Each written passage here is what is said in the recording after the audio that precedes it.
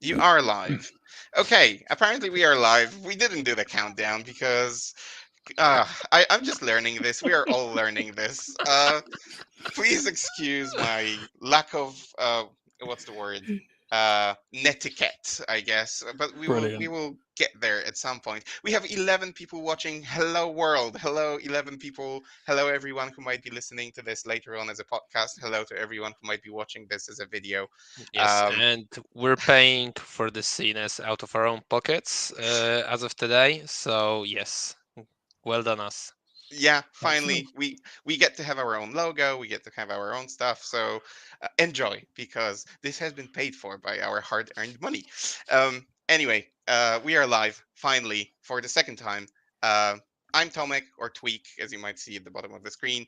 We also have my co-host Joker. Hi dude. Hello. And as you could see in the what's the word, the preview of the show, and as you can see in the show description, we have the wonderful Jay from Mohawk Miniatures. Hi, dude. How are you? I'm good. I always enjoy people talking me up a little bit with introductions for things like this because I'm sat here honestly thinking most of this is complete rubbish. I'm not wonderful at all. Well, listen, my experience with you is I saw you for the first time at the LGT last year when we Yeah, came with Joker to do the coverage. I saw your miniatures. I believe you got to the Shadow Round, and we got to sit there yeah. in the evening, with just 16 people, or even less than 16, or fewer than 16 people, and just could have a look at you playing with your wonderful Imperial Knights and so on. I thought everything about this guy is wonderful.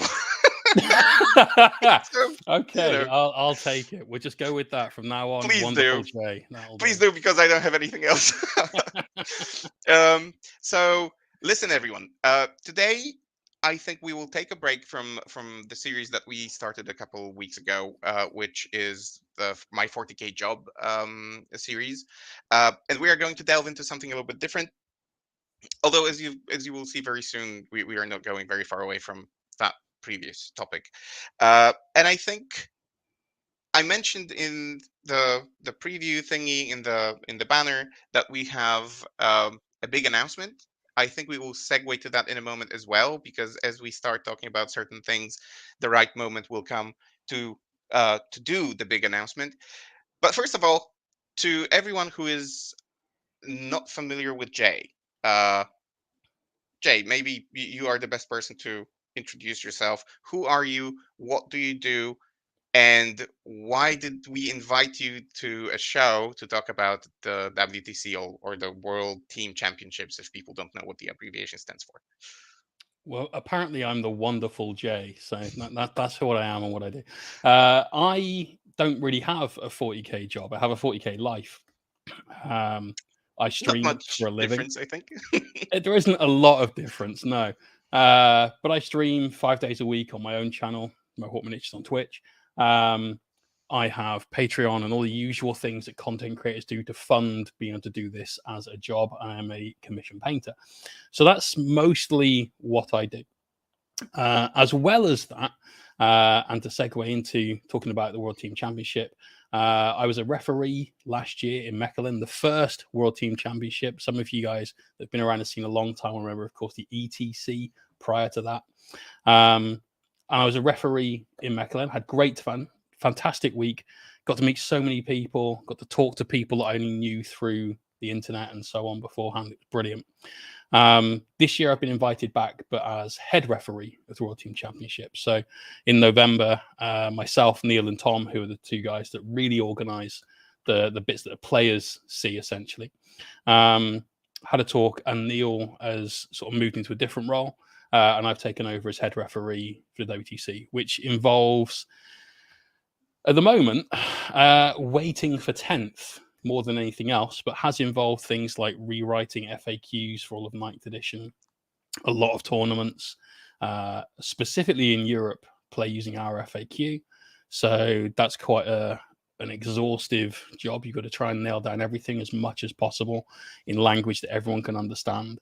And essentially getting everything ready for this year's event, which is going to take place at the end of the first full week of August, which I'm really looking forward to. So.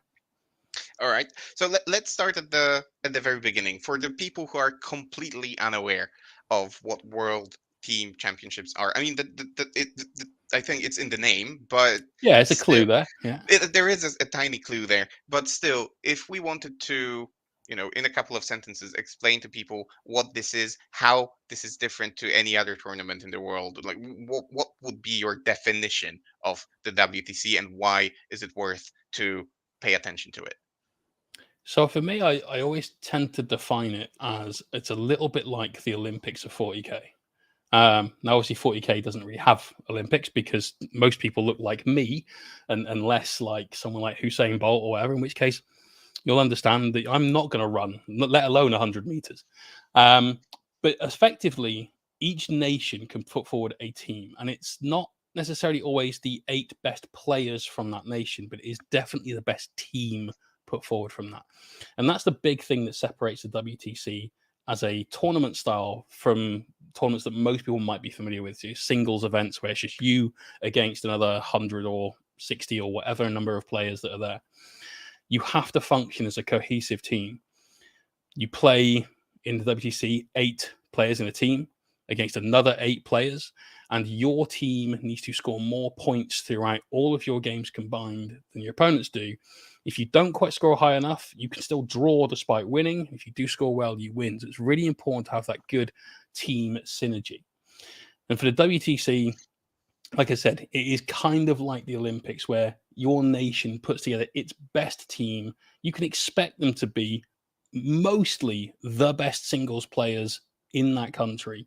And so I think for anyone that wants to look at it and be involved and be interested in it, the smallest thing you could think about it is here's going to be probably the top 8 people that play in my country. These are people that I might have played at events.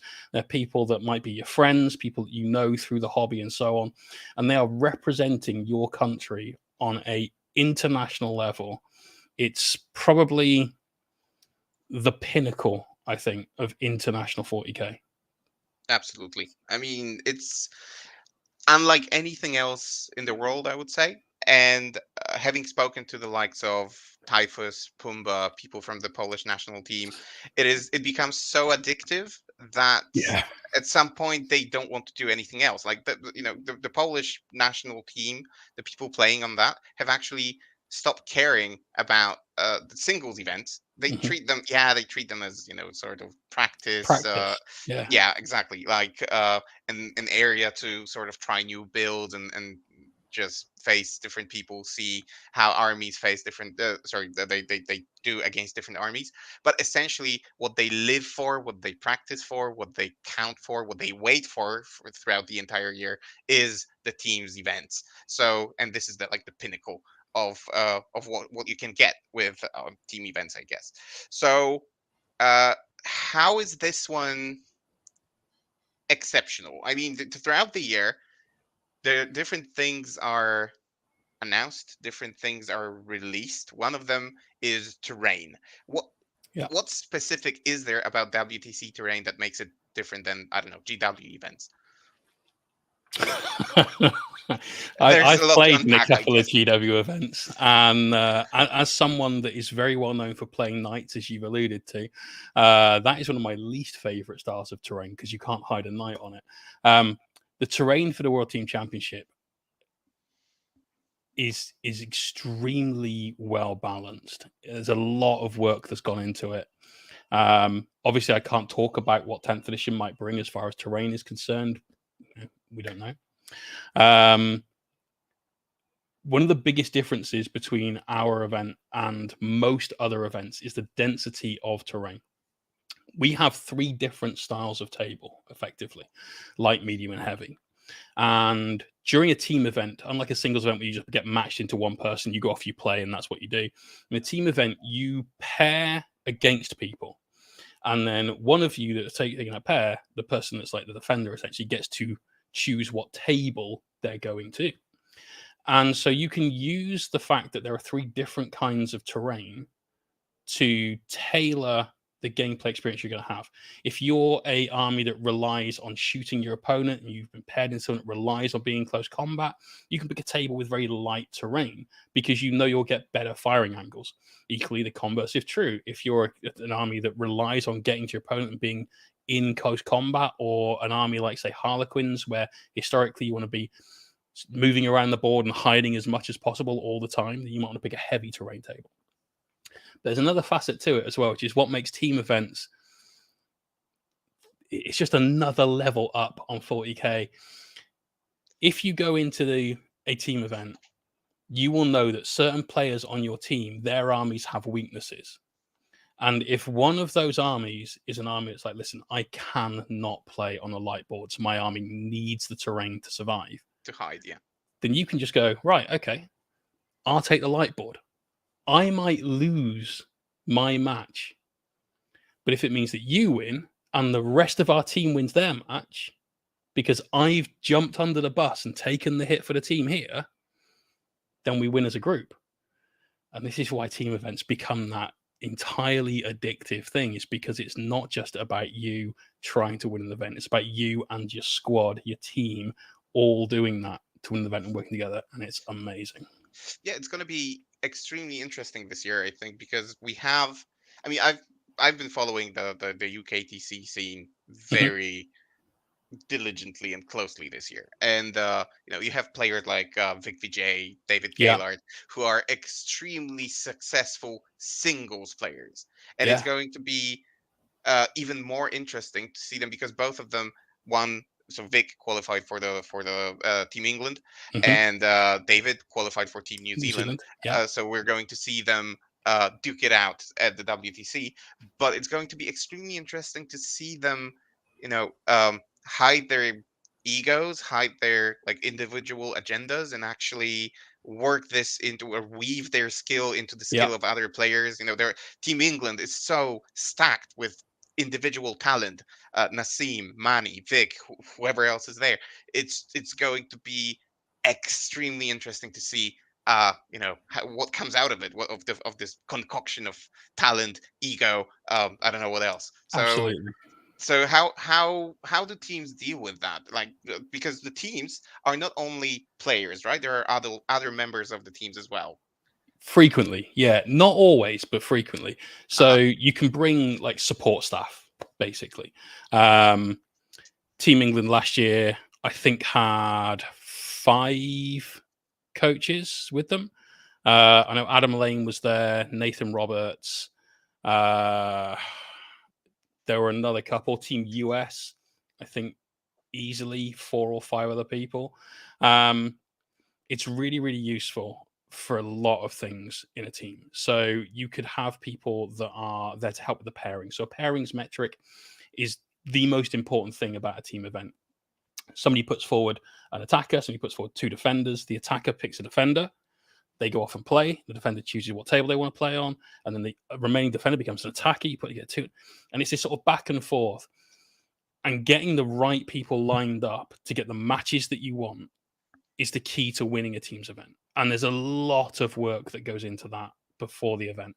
I'm going to a team's event this weekend. I'm not expecting to be particularly successful. I'm playing Nurgle Demons.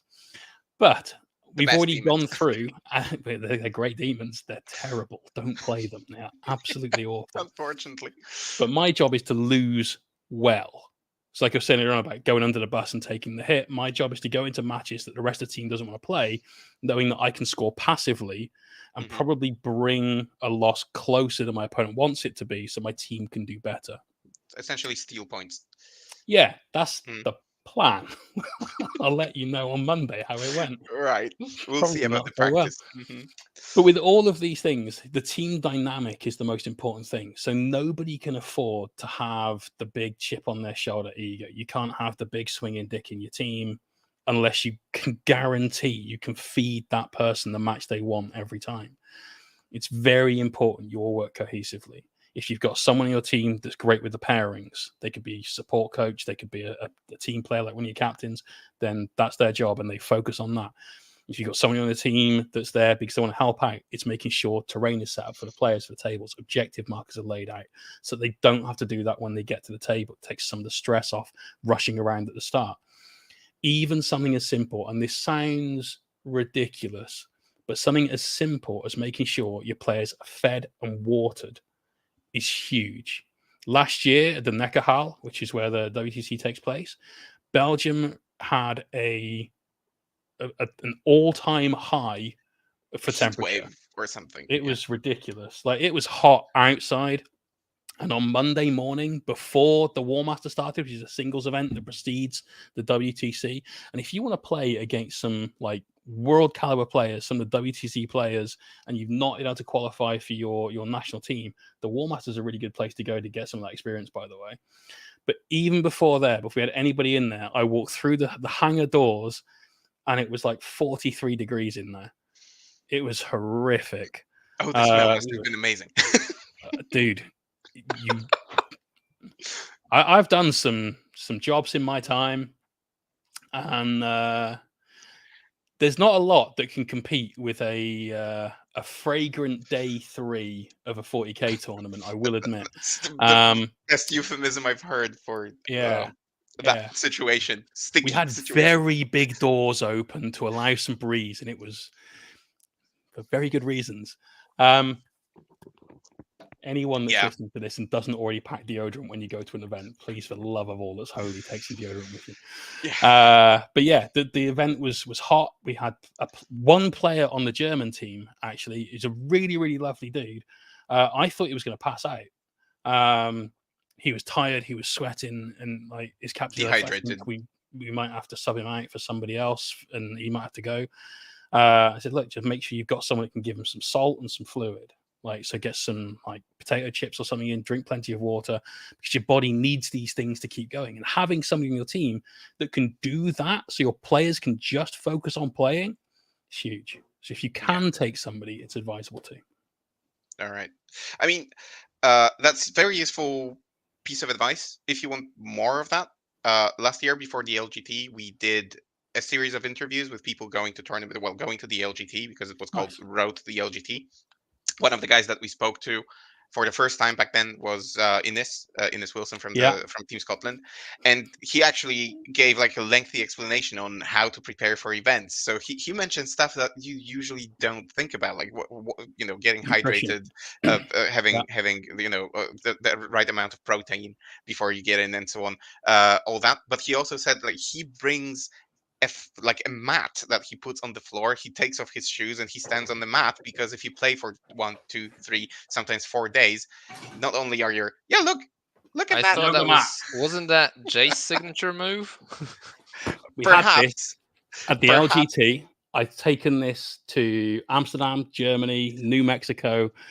Honestly, this and bare feet, that's the way. I mean, I know how I feel after 5-6 hours of a tournament, not to mention a couple of days. And especially when I saw what the guys at the LGT do, where they start the invitational, like yourself, I think, on Friday, and then play through Saturday, Sunday, onto Monday. Possibly Monday, yeah. And on Saturday, on Sunday, you might be playing a fourth game in that day. Yeah. I made it through to the fourth game and then lost against Nassim, unfortunately.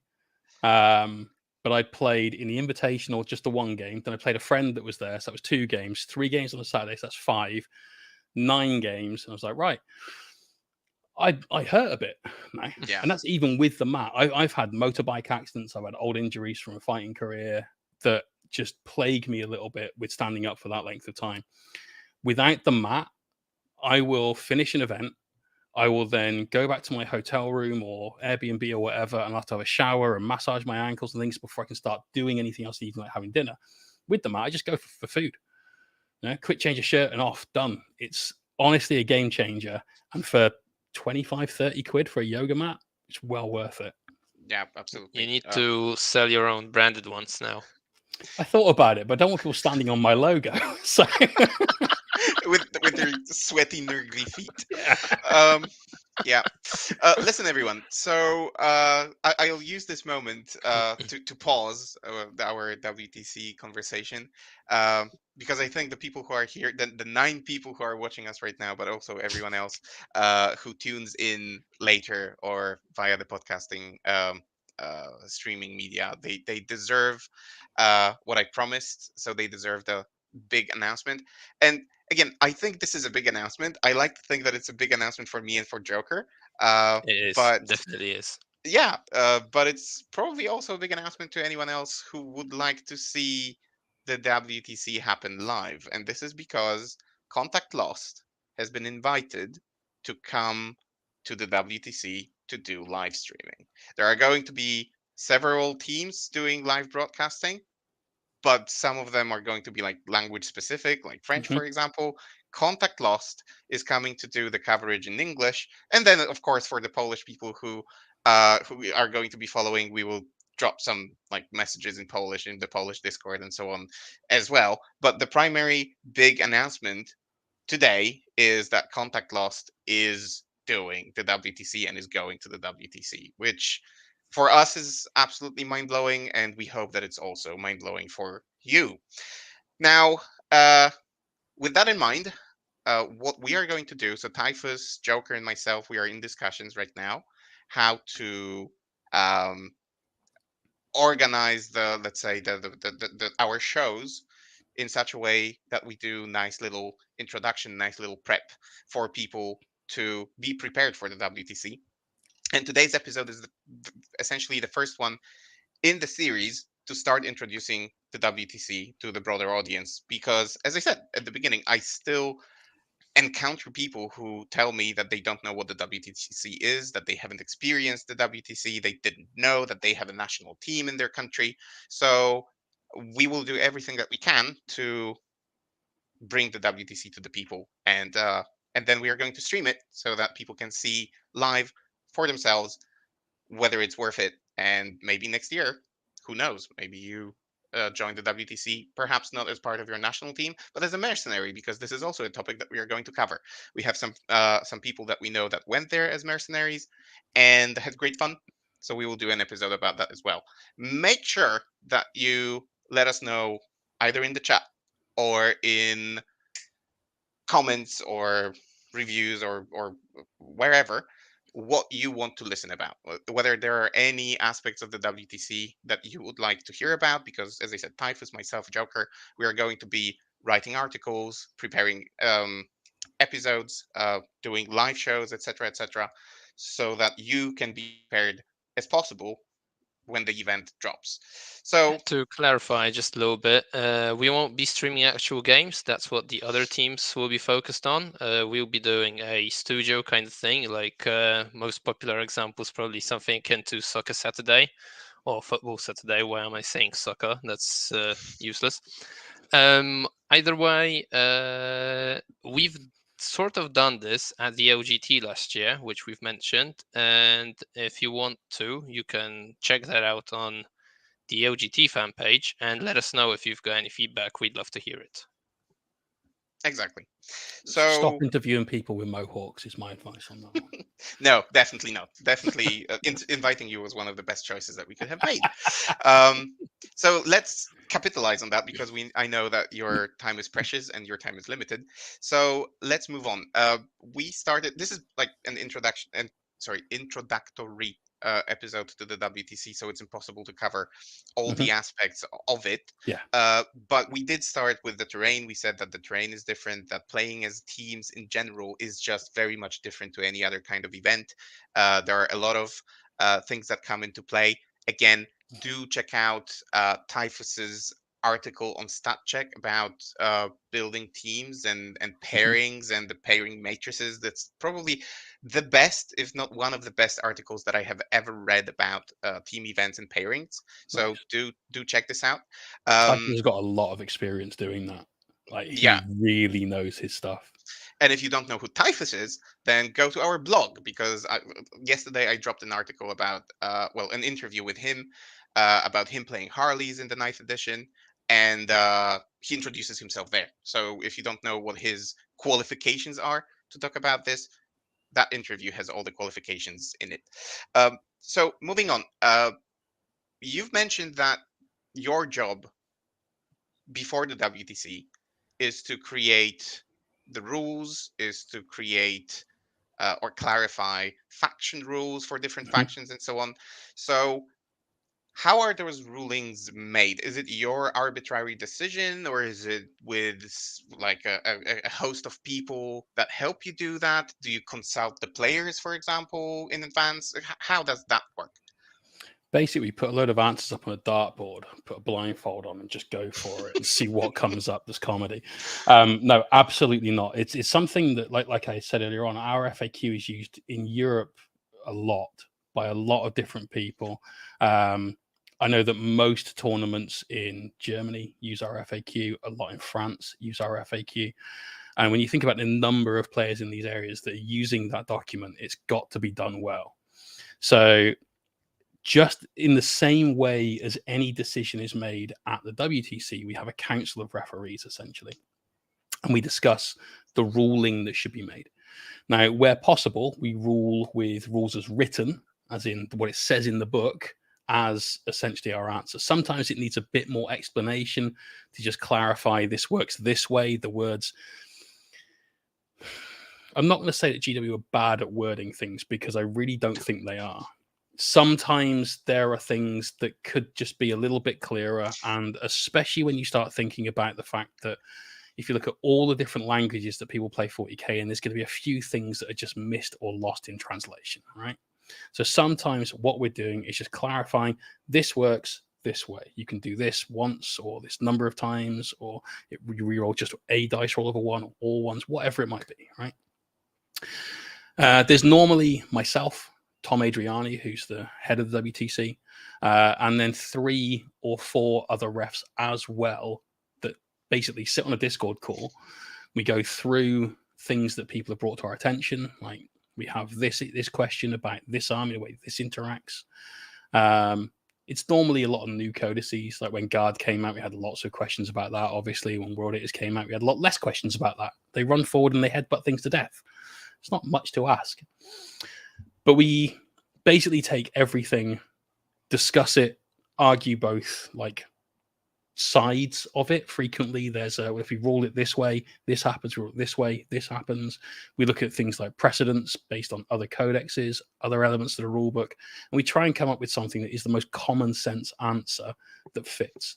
There are a few things that are ruled rules as intended. Now, I appreciate the hypocrisy of what I'm about to say, but I hate the phrase rules as intent because we all know that one guy who is the armchair general. We're like, listen, I know GW intended this. I'm like, okay. Sure, you do. There were 4 people in the room where that rule was written, and you definitely weren't one of them. So you've got absolutely no idea. But sometimes we have to take a stance like that, where the written rule just doesn't quite make sense, regardless of which way you look at it. And so we've got a team of referees that have combined decades and decades of tournament play experience, so we can work out like the best middle ground answer. And then there are some things that go in there because this is what the captains wanted. So, for instance, Necron reanimation protocols. Right? Everyone understands that you kill Necrons, they stand up, and sometimes they stand up and chain out across the table. At the WTC and in our FAQ, that's not allowed. And the reason that's not allowed is because the captains decided, listen, we're going to take a vote and allow that this must be within coherency of stuff that was already there, not stuff that you've just put down to be able to chain out units. So we basically take all those rule sources, people asking questions from within our community on our Discord, people asking questions to us at events, books themselves, and then the captains making decisions for how they want the game to be played, essentially. It was a long answer. I think I got it. So, what does the workflow for that look like? I mean, let's say a new codex is released. Do you or Tom go through it looking for holes in the rules writing, or is it more often, captains come up with the questions? Everyone, basically. think about competitive 40k. One of the ways to make the strongest army that you could is by taking something that abuses, bends, or breaks a rule that's in the main rulebook and making that the most efficient way of doing that. So whenever we start getting new books, new information come in, there's plenty of people out there trying to break it to get it to be the most strong, powerful army they could put on the table. So that already is a lot of information. Okay. And some of that information gets to us via online, looking at people's lists that they've run in tournaments and go, oh, Christ, okay, yeah, that is really good. That's pretty strong. Some of it is captains, some of it is us looking at the books, trying to do the same thing for our own armies. I'm not gonna paper over that one. That's definitely a thing as well. And so we get that information by either studying it and finding it ourselves, or by being given that information from somebody else. But it's the sort of thing that's talked about all over the place. Any of the 10th edition rules reveals that have come out where people have got this much information about a subject this big, how many conversations have you had probably the same afternoon those rules were released of someone going, this is the most broken thing ever, I'm going to have 3 of these, I'm going to have this, and I bet it works like this. We've all been there. It's the same kind of conversation we get now. So. 3 p.m. every day, which is the time that it is in Poland when the leaks are released. 0 new messages on Discord, 302, 500. Right. Yeah. We've broken it down. This codex is already, completed. I've got 2 data sheets, 1 weapon profile, and 1 special rule. I know what I'm doing. Yeah, Death Guard is shit. Just Death Guard is shit. I'm sorry, but yeah, it is great. Death Guard was probably the saddest day on the Discord. Fine. Least amount of messages.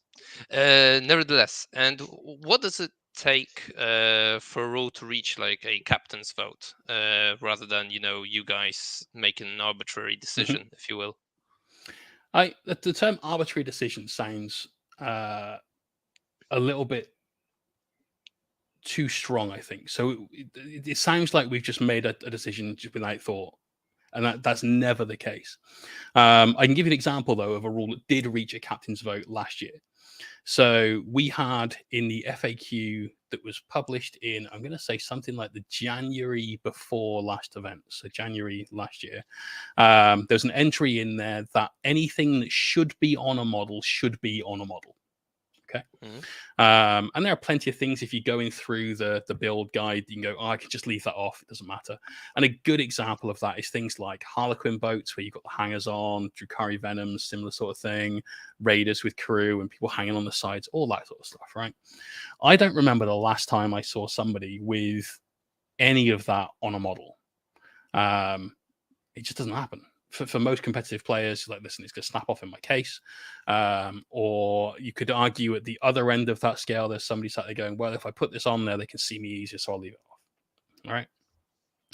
So we had a rule that was Cabalites and witches, and you're making me glue them on. Damn exactly, yeah. And you could just use them as witches, right? Yeah, exactly. I know. Profit. Suddenly we're making money out of our plastic crack addiction. It's great. But anyway, we had a captain's vote because the captains didn't want that to be on there. That vote happened about 3 weeks before the event. So that had been out for like 7-8 months, I think, by this point. And no one had really read it enough to go, oh, does this mean this? And what happened was we had a captain's vote. They said, right, you don't need to have any of these guys, the like hangers on a vehicle, but you do need to have the crew. And they made sure that anyone that was a gunner or driver had to be in place. Anything else, you have to worry about it. Because at least then the silhouette of the model is exactly as it should be. And that's the sort of thing that could happen when it goes to a captain's vote. If enough captains feel, actually, I don't like this rule, I think we should change it and can come up with a reasonable alternative that is voted on by the other captains, there's a lot of them, then that will be like taken. Essentially, our rule at this point is to enforce the rules of the game as well as the rules that they want to play by. Mm-hmm. There's not a lot that's just a captains have chosen to not play this. Most of them will play the game the way the game is designed to be played, because at every other event, other than someone who uses our FAQ, that's what they're going to have to do anyway. So they're used to it. That's how they play. With competitive 40k being more popular, that's kind of a baseline.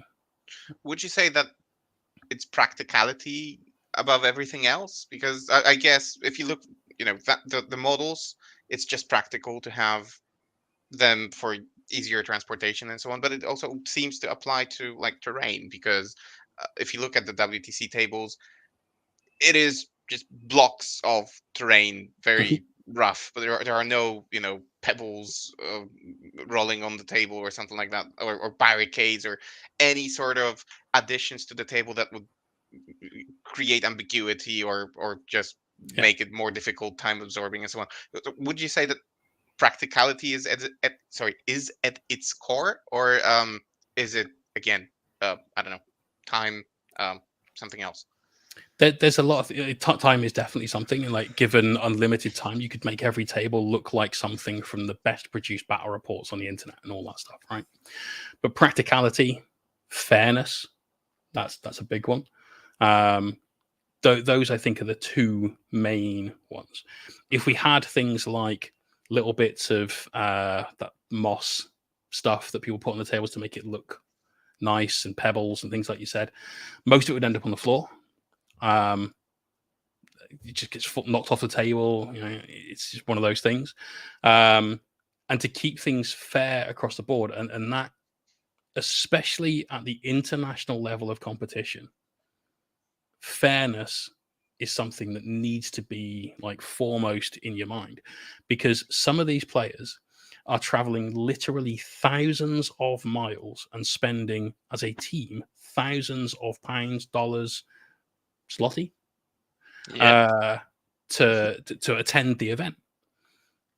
You don't want anyone going away with a bad feeling of like, well, everything was great apart from this one game where I had the one ruin that had the window in this side out of all of the tables on the thing, and that's why I lost. So we can't have anything like that. We don't want anyone having that feeling. So people know what they're getting, and they can practice for that up front. Obviously, with 10th and terrain,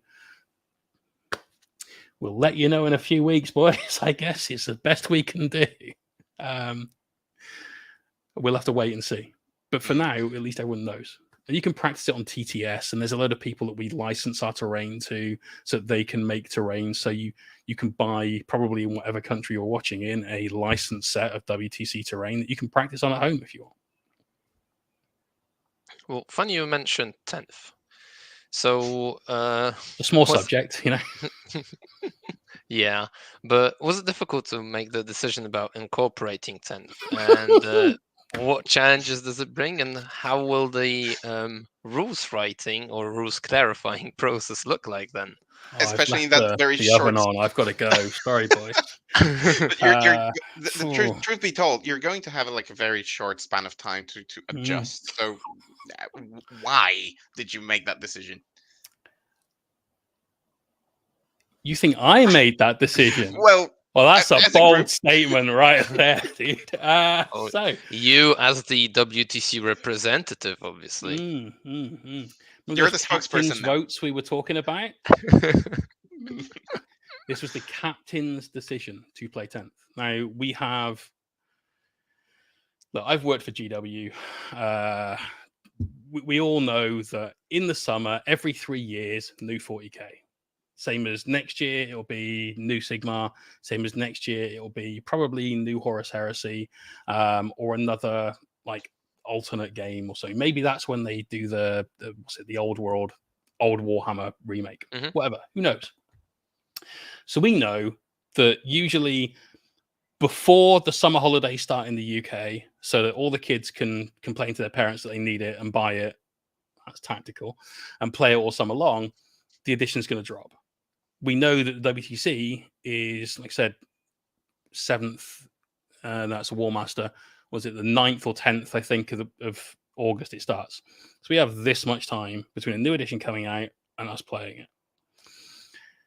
We gave the captains the decision. We gave them 4 choices. A couple that would basically play 9th, a couple that would basically play 10th. One of them was to try and move the dates of the WTC tournament to give them more time for practice, rules digestion, and so on. Unfortunately, that turned out to not be possible, but the captain still wanted to play 10th. So because of that, we're playing 10th. Our rules cut-off date is the 7th of July. We are all expecting, in the same way they did from 8th to 9th, the Leviathan Indomitus box to be out probably around the end of June. It gives us, oh dear Lord, 2 weeks to FAQ it, perhaps. And that's going to be a lot of work. And we said to the captains, look, if you want this, then that's fine. You're all going to have to help. There will be things that don't get written in a way that is super easy to digest. For instance, when we had 9th edition, and I only noticed because of like updating the FAQs, there were a lot of things that were frequently asked questions, despite the fact that now we just accept them and know them as this is the way you play, because things were different enough. And so we had to have things put in the FAQ that seemed super self-explanatory, but it was because it was new. And we might have to do a lot of that this time around. I'm hoping not. GW have done over the last couple of years a great job of creating most of their rules in a way that people can just understand them, understand the interactions that they have between other elements of their army, their opponent's army, the battlefield, their list writing, and so on. Things are a far cry now than they were in like 6th and 7th edition. I think we can all agree to that. So I'm hoping that for this new book, where they've got the busiest and biggest competitive scene that they've ever had, they can take certain things from that on board and ensure that we have something that's super simple. Like their whole premise of simplified, not simple, so far, to be honest, from what I've seen, seems to work fine.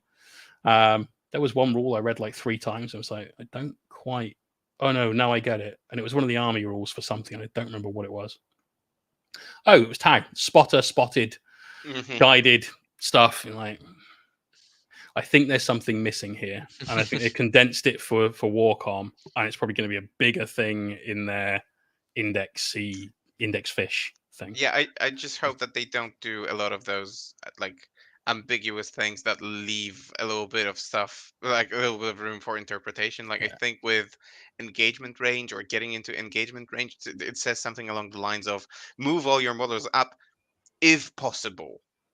And Mhm. then what is if possible? Like who decides whether it's possible or not? Like, I would like it to be worded in a way which says move all of them, don't move any of them, either or. But if possible leaves a lot of room for discussions that I don't think It players enjoy. does.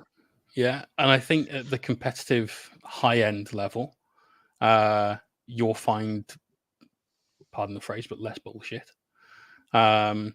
Because they understand, look, you can do this. So I know you can do it. You know you can do it. You know that I know that you can do it. So just do it. It's the table's a little bit further down the hall on day 2 where it's getting a little bit sweaty because someone's desperate to go home 4-1 and they've never done it before. It's those where I find things become a little bit less clear. But as time goes on through an edition, because we see the behavior of people at the top tables because it's streamed, right? At a big event such as our event, we'll have some of those tables streamed. You'll see that happen. You'll understand, okay, this is how that's meant to work. Then you'll know that going forward, so you can talk it through in the games that you're playing, regardless of where in a tournament hall you are. You're on table 1 or table 100. If you've seen enough of that, you'll be like, right, okay, so I understand how this works. We know that this is what you're meant to do. So let's just do it. Okay. So, again, we are going to make the entire series about the WTC. So we are going to go into rules, we are going to go into tables, we are going to go into missions and all that jazz.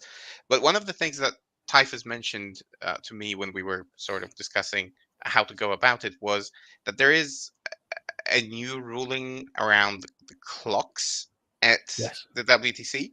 So maybe before we go into like what the change is, what is the point of clocks at events like this one uh, for all the people who may not have used the clock at a competitive event? Like, why should And we be bringing clocks to events? yeah, and how did it get introduced into 40K, given that I don't think GW ever mentioned or suggested using of such at an event? Never once. And they don't like you using them either. They'd rather you didn't, basically. Because And I think we can all agree with this. They'd rather there was never a reason for you to need to. In an ideal world, yes, 100%, I agree. We should never need to use a chess clock. I play every single one of my games on a clock. I play Imperial Knights mostly. And I know a lot of people that will give me grief for this and like, well, you've got 7 models to move. Like, come on, you don't need to. The point of a clock and the reason they got brought into the game is to do that second variable I mentioned when we were talking about terrain is fairness. The game is a game of skill. It's not a game of like strength or anything like that. It's all about skill, and the skill involved in 40k is predominantly thinking time. Okay, your thinking time and your time spent rolling your shots, moving your minis is important. Without that time, you can't play the game. You have no chance of winning the game. So for that to be split equally between you and your opponent means you both have the same amount of time to play. Now, there's things that happen. Let's say it's my turn and the clock's on me. You've got to do an action and you just do it while the clock is still on me. That still happens. You'll find it happens less the later into the game you get, where time is becoming a little bit more tight. People will be switching the clock back and forth for smaller things. That's natural. You get a little bit more urgency in what you're doing. So you've got to get this done now. But the reason clocks came in a big way is we could go back to the LVO and it would be something like 2019, maybe 2018. I don't remember. There was a very well publicized game between Alex Fennell, who was a brilliant dude, and a guy called Tony. I can't remember his surname, so I'm not going to guess at it. Where Tony didn't take the sportsmanship road to trying to win the game. Spent his first turn, used up an hour of the clock. His opponent then tried to race through his turn. And then he got basically screwed over by his opponent. While trying to do things quickly, he put down some stuff from Deep Strike. His opponent said, well, you can't move that now because you've Deep Struck that. That's the end of your movement phase. And basically put his hands so far up him that he could parrot his mouth open. And that's just a horrible, horrible thing to do. Yep. The guy got what came to him, though, because he played Nick Nanavati in the finals, made a mistake, and Nick went, well, look, normally I'd let you have it, but you fucked over Alex, so no, not a chance. Karma, it's a thing, people. So clocks exist to stop things like that.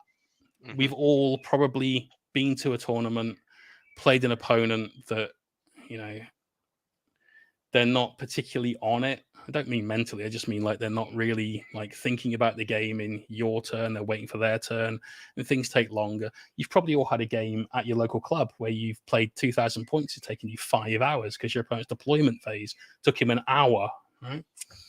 Especially if he's playing like a horde army or something like that. Yeah. If he has plenty of models. Yeah. I had a friend that played GC the Cult. His deployment phase to put down the little tokens took 40 minutes. Then in his turn 1, he took another 40 minutes to put his toys down. Like, for Christ's sake, I've got to get home. You know, it's clocks stop that, and they stop it where it does matter. So yeah, sure. If is it your local playing just a fun game for beer and pretzels, it doesn't matter. When it's at the World Team Championships, what we don't want to have happen is someone lose a game because they got to play half an hour of a round where their opponent played 2.5 hours of a round. Clocks are used in pretty much every ITC registered event. They're part of the rules pack. If one person wants it, you play with a clock. That's it. I've been playing Nurgle Demons. Like I said, I've been using the clock. Even at Warhammer Fest, I took a clock. I told all my opponents, listen, the clock's not for you. It's for me. If you clock out, it doesn't matter.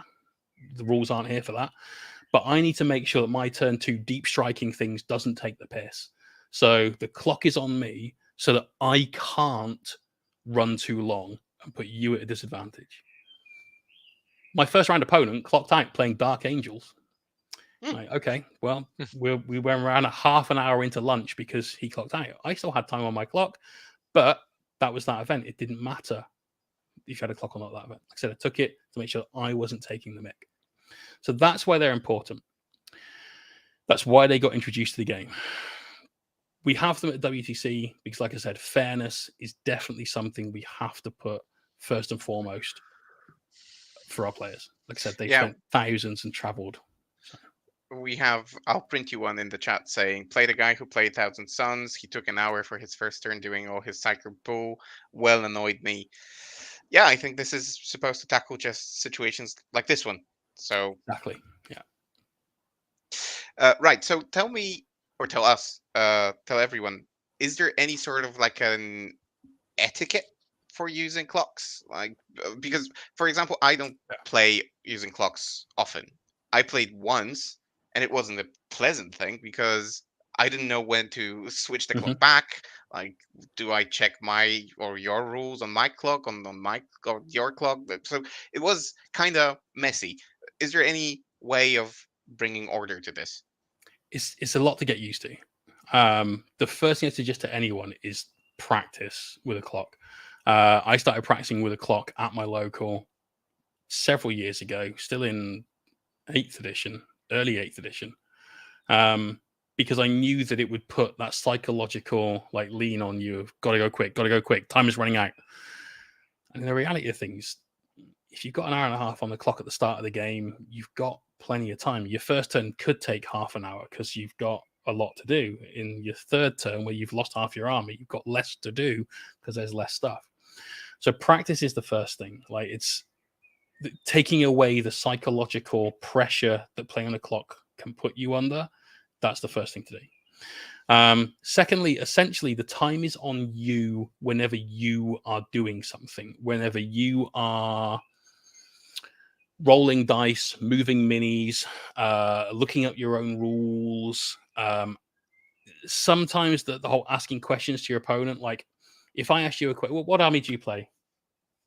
Death Guard, Tyranids. Death Guard. Great. Okay. So I say, right, I'm asking you a question about Death Guard. It's about one of your contagions and things like that. You just tell me the answer. Great. That's on my time.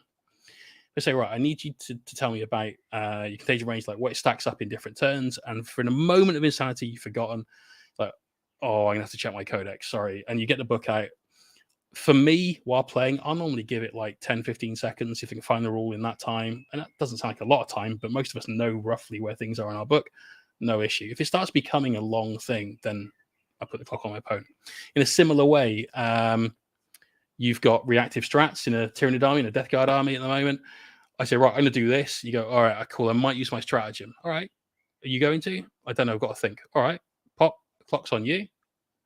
You've got time to think, and it's your time to think, so you don't feel the pressure anymore. You can take as much time as you want. I've before now, I've put the clock on me, and I've literally done maths to work out the probability of an outcome happening to ensure that I did or didn't need to use a stratagem. And to me, that was a valuable use of my time because I won that game. Having the time to do that is another benefit of having the clock. You can do whatever you want to do with that time.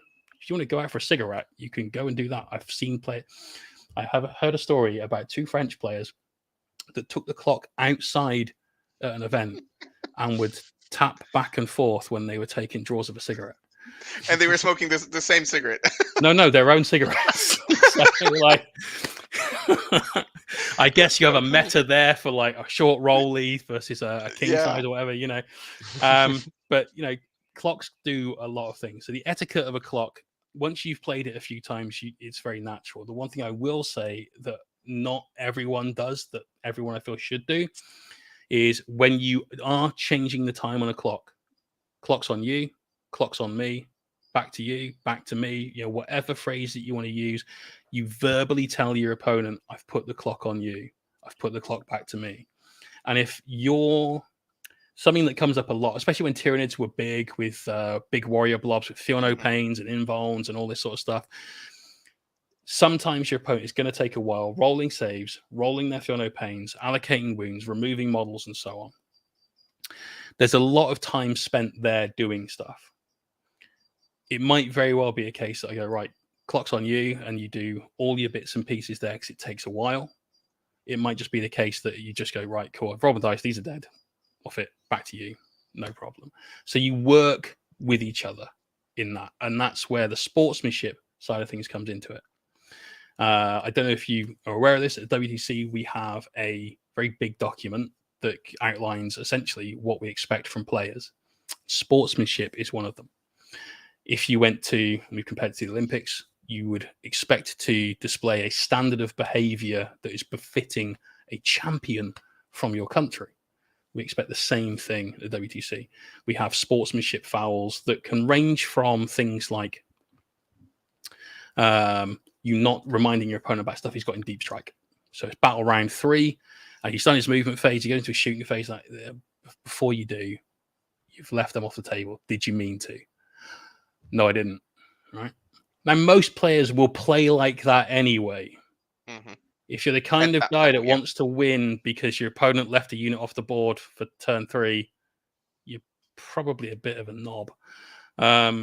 So most players don't have that worry anyway, and they'll just play properly. But we enforce that with sportsmanship penalties, essentially. And with the clock, there are elements of sportsmanship that come into that as well. Not communicating with your opponent and having that etiquette essentially around using the clock can be something that's penalized that way. Right, and the way you've described the clock, it's mostly something positive, which is great. Yeah. But I wanted to ask about such a thing called death clocking your opponent. Does it happen? How often does it happen? Is it a strategy for some people to death clock their opponents? And are there ways to tackle that?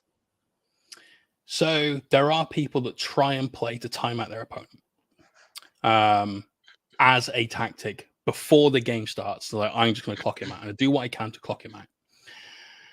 And you can normally tell once you've had a bit of experience who these people are and how they play. And it's things like needlessly asking questions, people double checking your movement. Now, if someone's doing that, just be aware that they might be checking it because you've been crap. But people basically taking time in your turn to do things, that's something that happens. Let's just cut through it, okay? Death clocking is effectively, if you run out of time, you can't do anything else. You make armor saves, you make morale tests, and you complete objectives that you're holding. Then So remove if you've models got from the table. primary, yeah, of course, things die and they go away. But you can't fight back, you can't shoot, you can't cast, you can't use Feel No Pain. You basically can't interact with the table anymore. Your opponent interacts with your models and you remove them. Do you still score objectives? So if you're on an objective that's uncontested by your opponent, you'll score primary points, right? If you're alive in 4 quarters, you'll score engage because you haven't had to do an interaction. If you needed to do the action, raise banners, you're out of time. Tough on that one. So it is very important when death clock rules are in effect, which is every ITC event. That's how they run their clock rules. And now with the new clock rules that I've written for the WTC, they are in effect there as well. If you run out of time, it is extremely punitive to you as a player because you're probably going to lose. You need to be so far ahead that your opponent can't catch you with you unable to act to be able to win. And so it's very important that you are mindful of your time. Most people, before they go to an event, practice with an army a few times. You know, you can probably learn the rules. I will write a cheat sheet of all my unit stats, stratagems that I can use and when to use them, what page number they're on, so I can quickly find information when I need it. You can do lots of things to speed up your gameplay. The decision-making process is the bit you really need to practice in most of the time. And as long as you do that, you probably won't have an issue running out of time very often. There'll be games where it happens, you know, where you've had to really think about something and you've maybe over-invested your time, or games where you were just busting for a dump and you had to run off and do that on your time. You know, whatever it might be, you've run out. Like I said, there are people that will still try to play that game and make you clock out. It's very few and far between.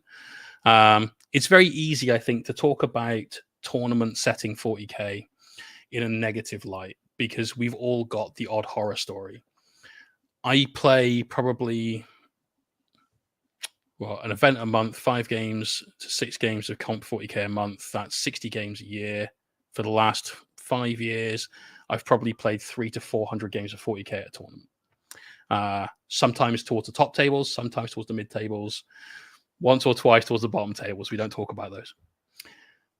The number of players that I've run into in all that time that have been the guy trying to leverage everything they can do to put you at a natural disadvantage, and not by just playing the game normally, I can count on one hand. It doesn't happen that often, but it does happen.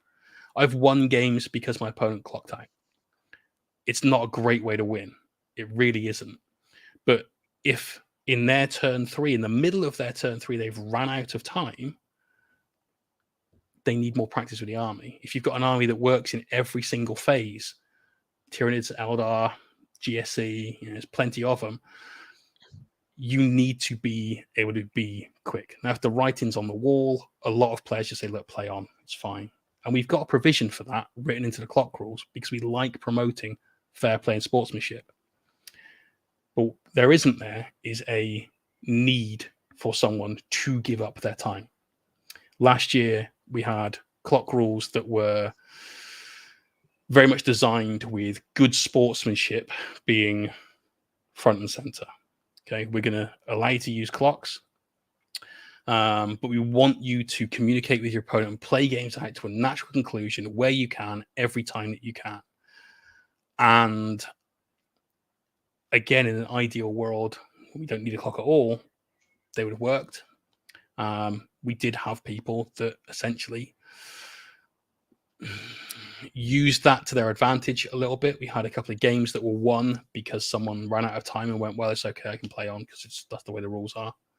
And that's really hard to deal with. So this year, the rules for the clock are a death clock. Equally, the rounds at the WTC are 4.5 hours long. You've got half an hour for pairings, and you've got 4 hours to play a game of 40k. That's a lot. That's incredibly a lot. It's huge. Like in 4 hours, you could play a game of 40k, have a rub down and shiatsu. Be perfectly relaxed for your next game, no problem. Pretty much. But you've got time. Now, the clock rules will be the same at the War Master, but at the War Master, 3 hours for the round is the same as most events that we play in the UK, where you've got to get to your table, set up the terrain, have a chat about your army, go through everything else, sort the clock out, and get going. For the team's event, the rounds are so long that I expect no one to be clocked out. It might still happen.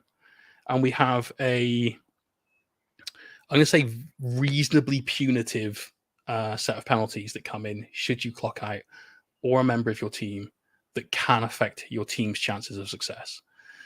These rules have been shared with the captains, I'm going to say about 2 weeks ago. Feedback has been positive. No one's had any negative things to say about this. They're aware that, yes, if my guys fuck up, then we might lose because of it. But they have to fuck up a lot for that to happen. And so they're aware it probably isn't going to be an issue. So there's no problem with it, which is good, I guess. And when we talk about those punishments, do we mean warnings? Do we mean yellow cards? I'll go through it if you want. If you have time, because totally, man. It's not a problem. So I've got the clock rules up on the screen here. There are four offenses, 4 levels of offenses, essentially. The first one is just a warning. And it's not even an official warning. It's not noted down anywhere. It's just, we're going to have a chat. All right. And obviously, it is noted down because the referees will know you've had the chat, but it's not like a problem.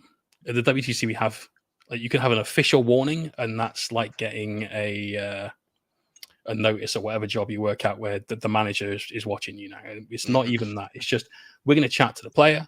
We're going to chat to the team captain or the coach and say, listen, your dude clocked out. Try and make sure that doesn't happen again. It's okay that he clocked out for now, not a problem, but try and make sure it doesn't happen again. Go through a few bits to make it more efficient, whatever it needs to be done. The second time it happens is then an official warning. So at that point, we do make a note of something. Now, the reason why these things matter is because they can be compounded. So if you have 2 official warnings, that could be a yellow card. If you have 2 yellow cards, that could be a red card. And it moves on. The other thing to note about these penalties, by the way, is that they are applied to the team. So if one person clocks out, let's say player A out of your team, well, do it in numbers, not letters, because I'm dyslexic. Player 1 clocks out. In the next game, if player 2 clocks out, that's a second timekeeping offense. And that then is a more serious warning. The third one is a yellow card. The fourth one is a red card. Any subsequent ones are red card offenses. I need to make sure this is very clear, though. At the WTC, if somebody gives a red card to you, it's not just expulsion from the event. It is that you are not coming back for at least the next WTC event. We never want to give out one of those cards. We try very hard not to give out one of those cards, but they do have a meaning. Any penalties that are timekeeping fouls don't have that. If you get given a red card, your round score gets adjusted by 50 points. You're not going home. It's all about just enforcing the fact that people need to be a bit more on the ball at an event of this size, of this caliber, with championship players from every country that wanted to participate.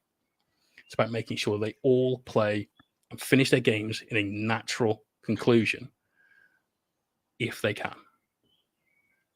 Yeah, I mean, sorry, go on, Joker. Sorry, I've got potentially a silly question, but do the time-related penalties stack up with other offenses in any way? If the other offense is like really bad, then and it's like, listen, we might need to take a significant action at this point, then it could be taken into account. There's language written in the rules to allow us to do that. However, that will not be the norm. Our goal as judges is not to put on the metallic helmet and go out there and be judged red.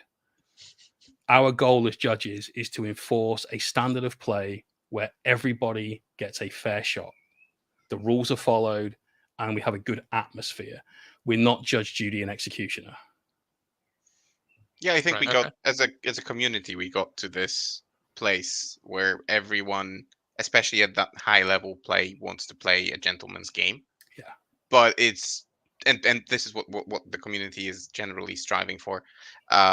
But it's just good to have those rules in place. I don't want to, and I guess all of us don't want to make it sound like the WTC is a scary place where you have to first and foremost think about punishments and then about having fun and enjoy. No, but it's important to have those rules. You can't enforce them if they're not there. Exactly. And if you need to enforce them, you need to let people know about them beforehand. So you have to have these documents. They're not fun to write. Like, God, that took me a long time to write.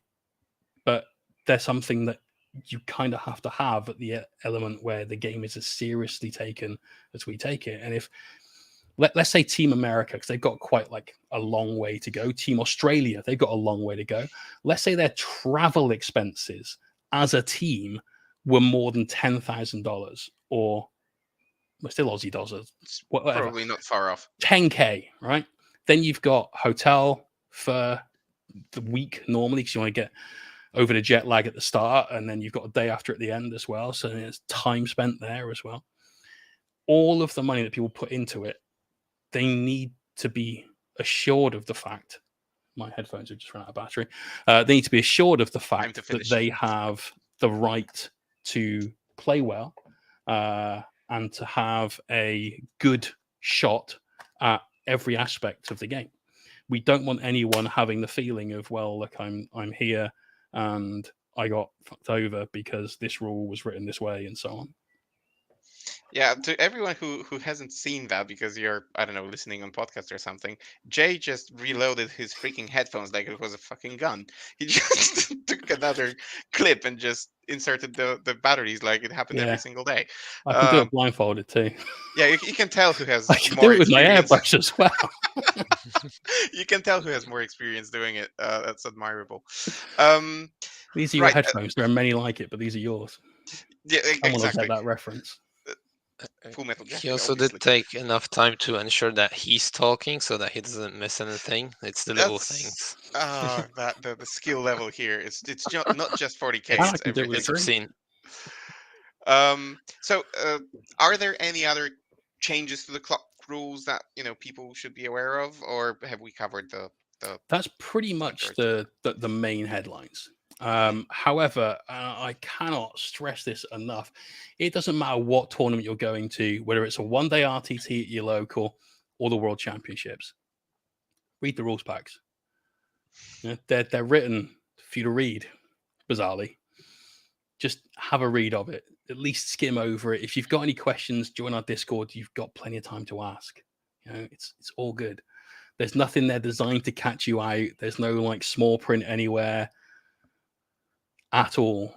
But do read them, then you can know exactly what's going on. Definitely, definitely. People never do that. I know. It drives me mad. Oh, it's the FAQ questions. Like, so what happens if this means this? It's in the FAQ. Oh, I didn't think to look there. Oh, there's an FAQ. Yep. Right. Anyway, I think we are slowly running out of time that you have generously promised us, and I Not a think we've problem. covered the majority of the topics that we wanted to cover in this episode. So, Jay, is there anything that you would like to plug? Is there anything that you would like to draw our listeners' attention to? By all means, drop by the stream. Like I said, I stream 5 days a week: Tuesday, Thursday, Sunday from 9 p.m. UK time, Wednesdays and Saturday daytime from 10 a.m. UK time. We're in BST at the moment, I think. Come by the stream. I paint. I try and do my best to explain what I'm doing and how I'm doing it so you can follow along should you wish to. And I'll answer people's questions when they ask them in the chat and so on. Effectively, when I was a kid, no one would give you any information at all when you were trying to learn how to paint. And the stream started just over 4 years ago. We just celebrated our 4th anniversary. That was a lot of fun. But the stream started so I could answer those questions. So if you're someone that's painting and wants to improve, drop by twitch.tv/Mohawk Miniatures. You can find a few tutorials over on YouTube and Patreon as well, all those sorts of things. And I'm Mohawk Miniatures everywhere. Great. Joker, anything that you want to encourage people to do? I'll just enforce the message about reading rules packs. As a something of a TO myself, yeah, it can't be stressed enough.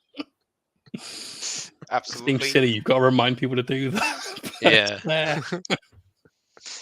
Right, yeah. So read the rules. But if you also want to read something else that is not the rules, then I strongly encourage you that you go to our blog, which is in the description, is linked on our Facebook, and yeah, just visit that. We are now doing a series called Polished Faction Focuses, which essentially is a series of articles, interviews actually, with the members of the Polish national team or the Polish faction specialists that the Polish national team turns to when they are choosing armies for the WTC, etc., etc. And we interview the people from the national team to find out how armies played in previous editions, how they played in the ninth edition, what to expect in 10th edition. If an army has already had like a preview or a faction focus by GW, then the people also give their reaction to the preview and they try to figure out what the army is going to be. This is a series aimed both at seasoned players like everyone here, but it's also aimed at people who are new to the hobby who don't know which army to choose, and yeah, perhaps they help you because it's the people who are in the know encouraging you to pick this or that army. So give that a read. And You apart might from that, think it's pointless when we're nearing the end of an edition, but we will be visiting these articles to check whether the forecasts given by the players have changed or are completely trash in light of the 10th edition meta. yeah, It's never that's pointless either. Like, it really isn't. So many people are like, oh, I'm over 9th, it's finished, I'm waiting for 10th before doing anything. Anything that is somebody that's experienced giving you like pointers on thought processes and logic, that goes way beyond data sheets. Like, it's still going to be useful. yeah, absolutely.